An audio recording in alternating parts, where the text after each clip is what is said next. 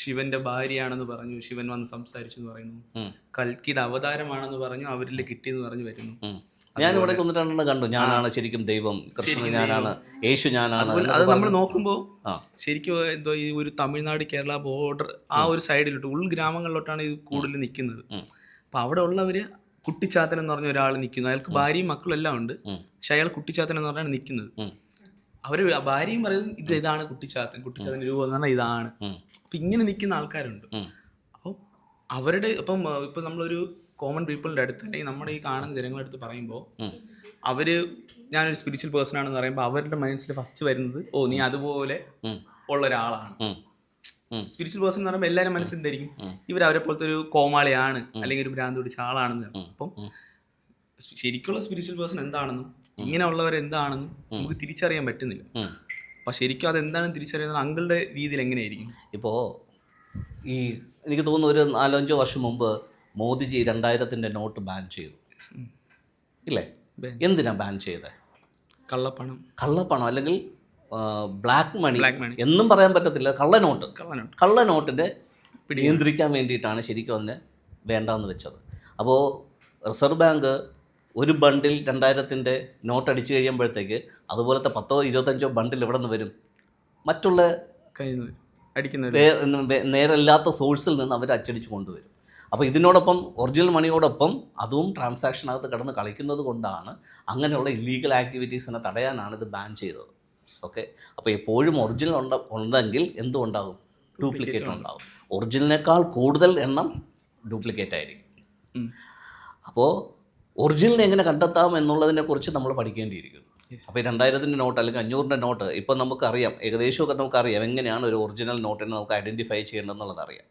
So ഈ രണ്ട് കാര്യത്തെ തമ്മിൽ താരതമ്യം ചെയ്യുന്നത് പോലെ സ്പിരിച്വൽ പേഴ്സൻ്റെ കാര്യത്തിനകത്ത് ഒരു താരതമ്യ പഠനം ചെയ്താലേ അത് കിട്ടത്തുള്ളൂ.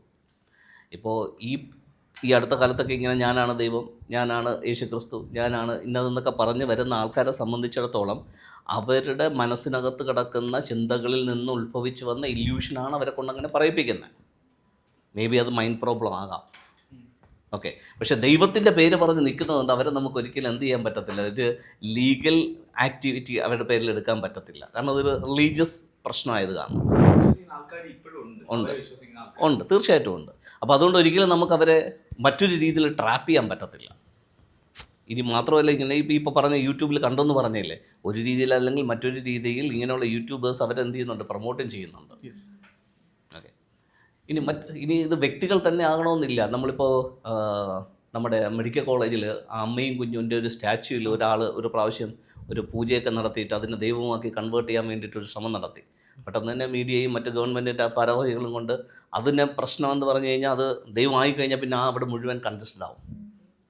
മെഡിക്കൽ കോളേജിനകത്ത് ഹോസ്പിറ്റലിൻ്റെ എൻവയോൺമെൻറ്റ് മുഴുവൻ പൊല്യൂട്ടഡ് ആവും. അപ്പോൾ അതുകൊണ്ട് പെട്ടെന്ന് തന്നെ അവരതിനെല്ലാം ക്യാൻസൽ ചെയ്യുന്ന നടപടി.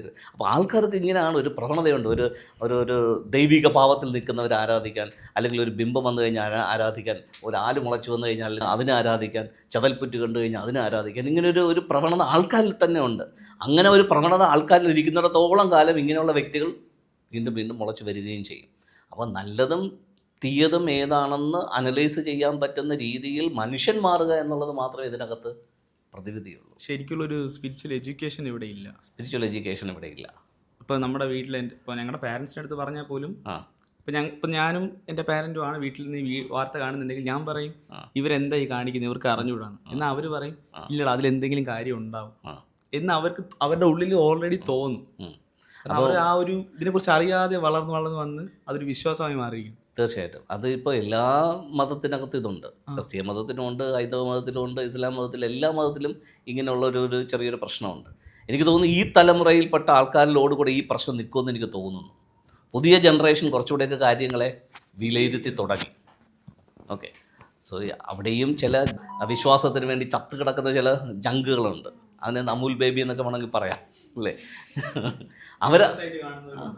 അപ്പോൾ അവരെക്കുറിച്ച് നമ്മൾ പറഞ്ഞിട്ട് കാര്യമില്ല. അല്ലാതെ ഇച്ചിരി കോമൺ സെൻസുള്ള വ്യക്തികളെല്ലാം മാറി ചിന്തിച്ചു തുടങ്ങി. അപ്പോൾ ഈ ഒരു ജനറേഷൻ പോകുന്നതോടുകൂടെ ഇങ്ങനെയുള്ള കൾട്ടായിട്ടുള്ള കാര്യങ്ങളൊക്കെ പോയിട്ട് ശരിക്കും ട്രൂത്തായിട്ടുള്ള കാര്യം റിവീൽ ചെയ്ത് വരുമെന്നുള്ളത് നമുക്ക് പ്രതീക്ഷിക്കാം. ഇനി ഏറ്റവും കൂടുതൽ ഇവിടെ ശ്രദ്ധിക്കേണ്ട മറ്റൊരു കാര്യം എന്ന് വെച്ച് കഴിഞ്ഞാൽ spirituality is directly proportional two science. Science ഇല്ലാതെ സ്പിരിച്വാലിറ്റി ഇല്ല, സ്പിരിച്വാലിറ്റി ഇല്ലാതെ സയൻസും ഇല്ല. സോ സയൻസും സ്പിരിച്വാലിറ്റിയും ഹാൻഡ് ഷേക്ക് ചെയ്യുന്നിടത്ത് നമുക്ക് അതിൻ്റെ ഒറിജിനൽ കാര്യത്തെ റിവീൽ ചെയ്ത് കൊടുക്കാൻ പറ്റും. സോ സയൻസിനെ സപ്പോർട്ട് ചെയ്യാത്ത അല്ലെങ്കിൽ സയൻസിൽ വേരൂന്നാത്ത ഒരു സ്പിരിച്വാലിറ്റി ആരെങ്കിലും പറയുന്നുണ്ടെങ്കിൽ അത് ഫേക്ക് എന്ന് വേണമെങ്കിൽ നമുക്ക് പറയാൻ പറ്റും. So always spirituality is directly proportional two science.